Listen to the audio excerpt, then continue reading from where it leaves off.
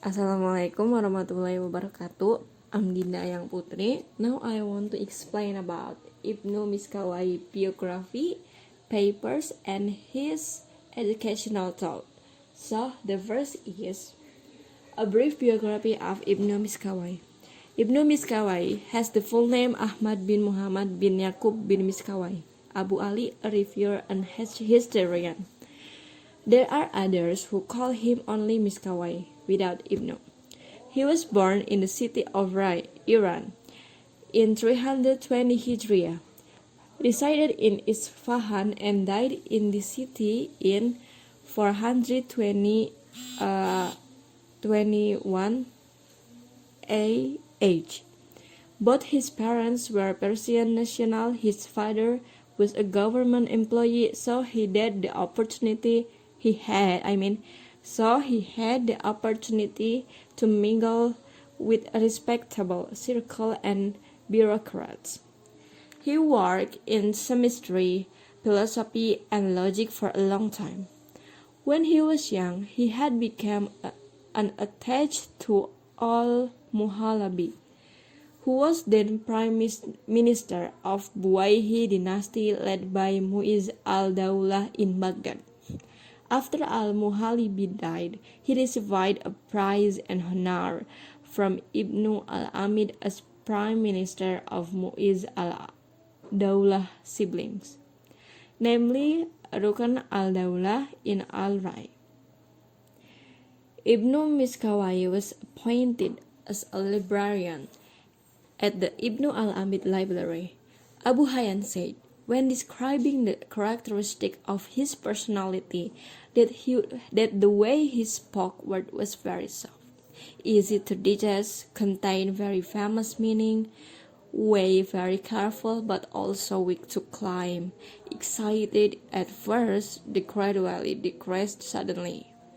In terms of educational background, it is not certain.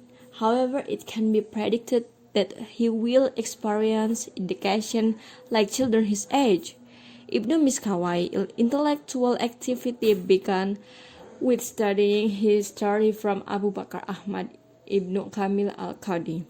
Next, he studied philosophy from Ibnu al-Hamar, a commentator of Aristotle's work.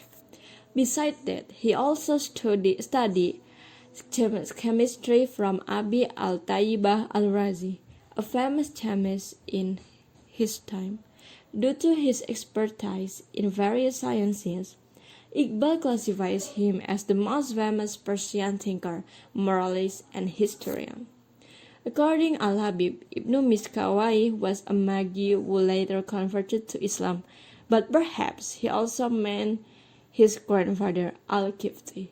Al-Habib had also relevant that he was someone who was the greatest, the most honorable among non-Arabs. Many writers argue that Ibnu Miskawaih was a Shi'i because most of his life was spent serving government of the Buwayhi dynasty.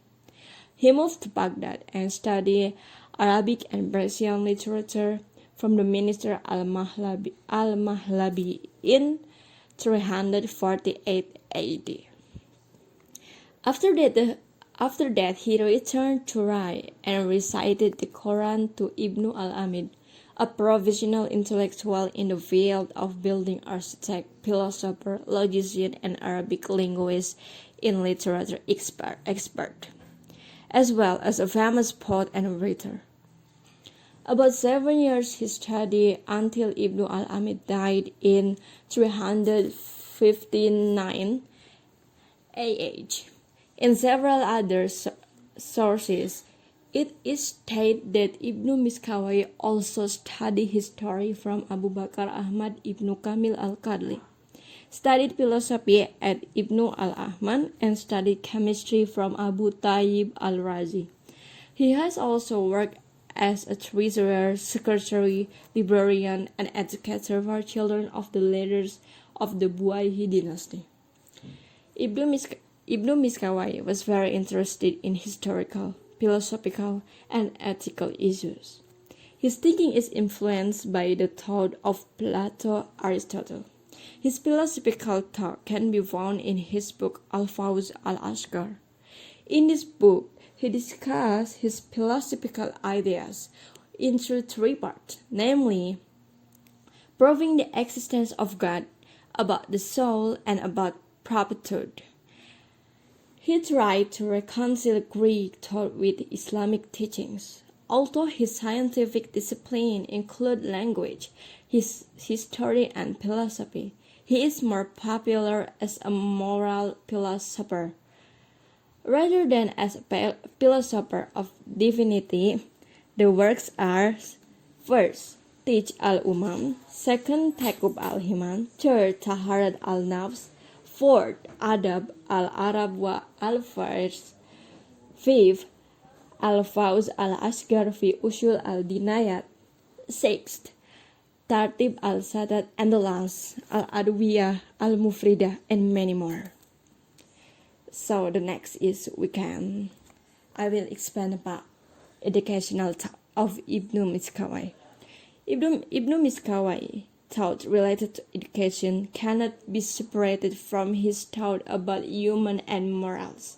Regarding his concept of human, Ibnu Miskawaih viewed that humans have three powers, namely lust or afnafs al-bahmiyat, which occupies the lowest position, and the organs used are the heart and courage, or an-nafs al-sabuyat, as the middle power, where the organ that plays a role in is the heart, and the thinking power, or an-nafs al-natika, the most noble power through which humans align themselves with angels, and the organs used, namely the brain.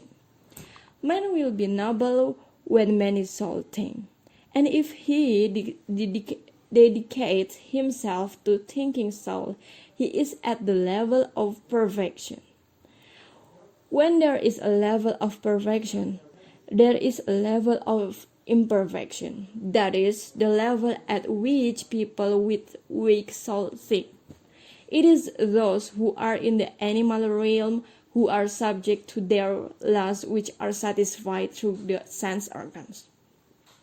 As quoted by Abu Dinata in his book entitled The Thought of Islamic Education Features, Ibnu Miskawaih understands that the spiritual elements in the form of luz or al-nafs al-bahmiyat and courage al-nafs al-sabuyat come from elements matter, while the power of thought comes from the Spirit of God. Therefore, the elements that come from matter will be destroyed with destruction of body, while the elements that come from the Spirit of God will not experience destruction. From this, we get that regarding the relationship between lust and courage with the body, according to Ibnu Miskawaih, is essence. They influence each other. Health and strength, or sickness and weakness of the body, depend on these two forces. And this power will not function properly if it does not use material or physical things that are present in the human body. So that Ibnu Miskawaih states that human being consists of physical and spiritual elements, or thinking's power, which are interconnected.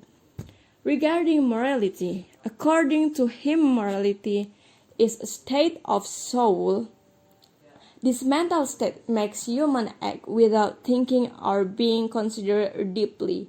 Akhlaq is divided into two. The first is natural and start from the soul. Second, which is created through habit and practice. At first, this state occurs because it is considered and thought about. But when, through continuous practice, it becomes character. According to Ibnu Miskawaih, these two characteristics are essentially unnatural, even though we are created by accepting character. These traits can be cultivated through education and teaching. So I think that's all for me. Sorry for my mistake, and thank you.